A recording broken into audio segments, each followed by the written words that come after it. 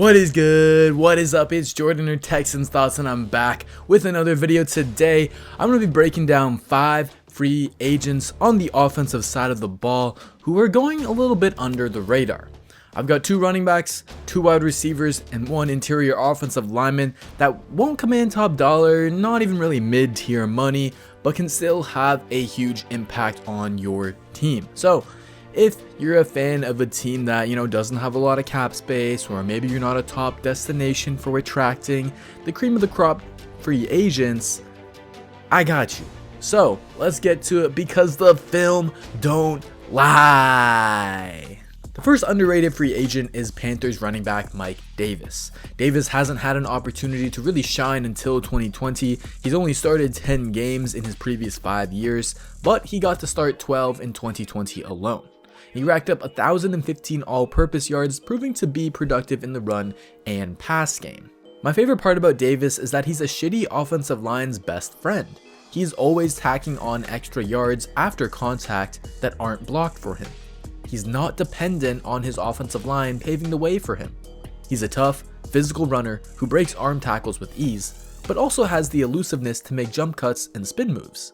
He's scheme versatile. With a gap run here, he sees there's nothing to the inside, so instead of just putting his head down and maybe getting a yard or two, he bounces it to the boundary, showing good acceleration to get to the edge and make a DB miss in space. Davis can also read power runs with a puller. Here he follows his right guard and bounces inside, manipulating linebacker Roquan Smith inside, then bounces back outside.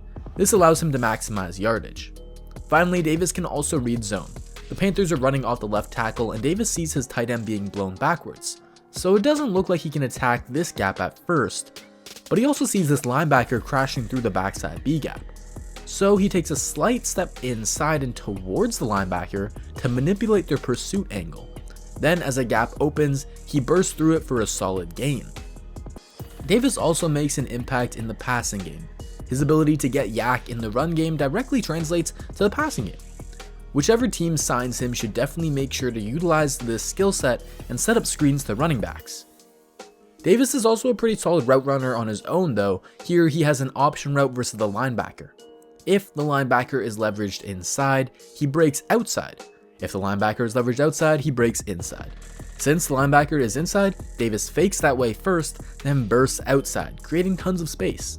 Overall, Davis is a very well-rounded running back. He's in his prime at 27 and doesn't have much mileage on his legs at all. For $2.5 to $4 million per year, it would be very hard to beat that value at running back. Moving on to our next free agents, and let's go with another physical player. Jon Feliciano was arguably one of the most important offensive linemen for the Bills due to his positional versatility. The dude would line up at right guard, center, or left guard, switching positions in the middle of the game. And if any former or current offensive linemen are watching this, you know just how hard and impressive that is. Here at right guard, Feliciano shows off his physicality and toughness, working this combo block with the right tackle. They drive the defensive tackle off the ball and Feliciano finishes him, putting him in the dirt. Feliciano is also a solid puller, giving teams versatility in how they deploy him in their run scheme. In my last video, I talked about how the Texans could be transitioning to a power-heavy run scheme, and getting a puller like Feliciano would be huge. He's also pretty solid in pass pro. Now at center again, Feliciano gets his hands into the chest of the defensive tackle, moves his feet, and puts him in the dirt. Feliciano is an above average guard and at worst a center who you can call on to start in a pinch, and he won't be a liability.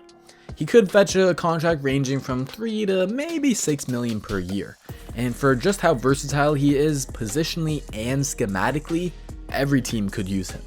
Next up is one of my favorite wide receivers who is just damn electric. Isaiah McKenzie, another Bill. He is just oozing with potential. He was essentially their wide receiver 5 and wide receiver 4 when John Brown was down, so he doesn't have much production whatsoever, but he's a player whose speed, elusiveness, and effort to get open is just so damn hard to ignore and not love. His speed is straight dangerous, and if you leave him uncovered with space to run, he's just way too fast for safeties. That speed shows up in the return game as well, where he's dangerous as a punt or kick returner. The man looks like he is playing Madden on rookie difficulty, and I know my favorite team needs more consistency and big plays at the return position. and for that reason alone, McKenzie deserves some attention. But he's still young and developing, becoming a more well-rounded wide receiver. While he's not a super detailed route runner, he works to get open until the whistle is blown. Here in the slot, he's working a slot fade, but the cornerback is in good position. So he cuts it inside instead, and Josh Allen reads it for the touchdown. He's especially valuable to teams with mobile quarterbacks who love to make off-script plays. Here, he's running a drag and trying to create a rub to get himself open. It doesn't work, but McKenzie ain't done, so he turns the drag upfield and completely loses the cornerback. Then you see his athleticism translate to yak yet again in the open field. I haven't seen anyone really talking about McKenzie, and while there's a solid chance he does return to the Bills, especially after they cut John Brown, that would only make him wide receiver 4.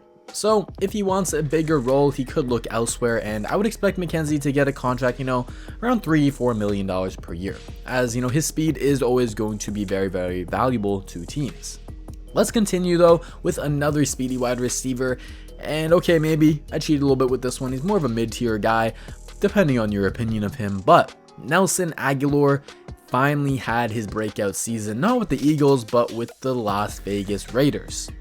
Agholor put up very solid stats as the second option behind Darren Waller and in a run-heavy offense, and with Derek Carr throwing him the ball.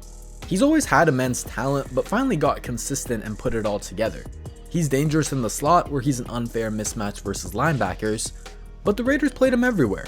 Here he runs a beautiful double move that gets the cornerback to bite on the out, and then he's off to the races.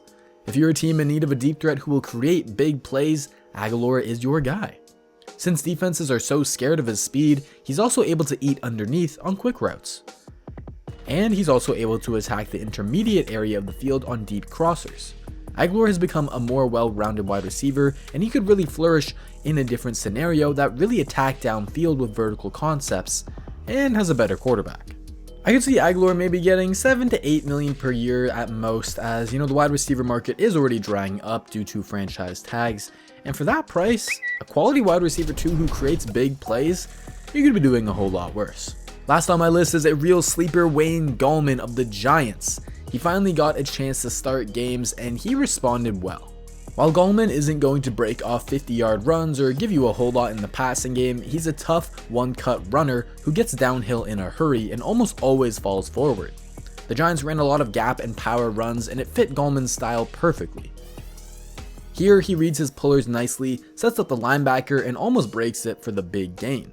From this angle you can see 55 is the only real threat to Gallman, so he fakes inside, freezing the linebacker and allows his tight end to block him. I love the quick cuts Gallman is able to make as it helps him weave in between the tackles and into open space. While he didn't have many opportunities for big runs, a lot of the reason because the Giants' offensive line was pretty mediocre in terms of run blocking, Gallman definitely has the juice and short area acceleration to be really impactful in a better situation. Gallman is pretty unproven apart from 2020, and even then he didn't light the world on fire, so I wouldn't expect him to get more than $1.5 to maybe $3 million per year, and if you're a team that runs a lot of gap and power, Gallman is your guy. Every year there are multiple free agents who fall under the radar, but end up bringing a ton of bang for your buck. This was just the offensive side of the ball, and if you enjoyed the video and want to see my 5 underrated defensive free agents, make sure to hit that like button, subscribe for more content, and comment down below your thoughts. What are some guys that you'd love to see your team sign this offseason? Let me know. Huge shout out to the Texans Slots team members. Appreciate you guys very much. If you want to join the team, the link is in the description. Alright, take care everyone, come back for more, and remember, the film don't lie.